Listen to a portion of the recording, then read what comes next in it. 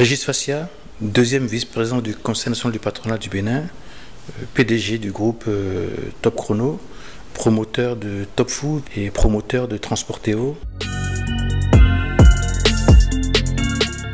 Je pense que les pouvoirs publics au Bénin, très vite, ont pris la mesure, je dirais, de la gravité de la pandémie et ont mis en place un certain nombre d'approches qui aujourd'hui font que les entreprises sont obligées de suivre.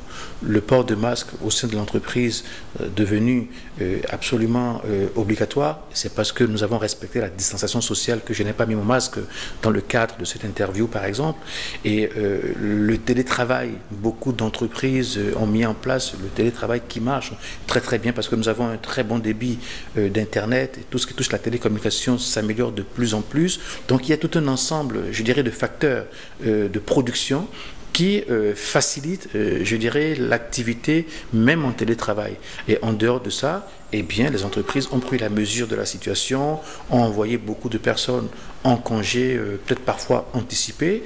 Et puis, dans les différentes offres que l'État propose aux entreprises, eh bien, il y a le chômage technique. Le secteur du tourisme et de l'hôtellerie seront les secteurs les plus touchés. Bien évidemment, le secteur de la logistique aussi.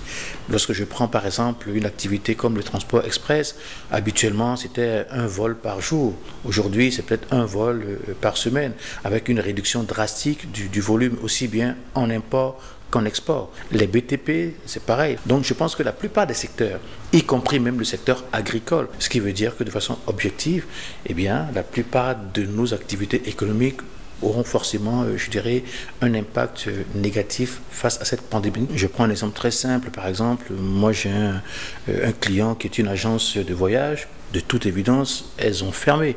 Et je crois qu'elles n'ont même pas le choix.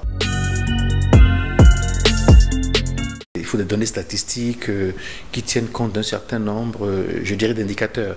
Donc, je ne suis pas du tout en possession de ces données pour vous donner l'impact financier que ça aura. Mais il est évident que, aussi bien du point de vue macro que du point de vue micro, il y aura des impacts.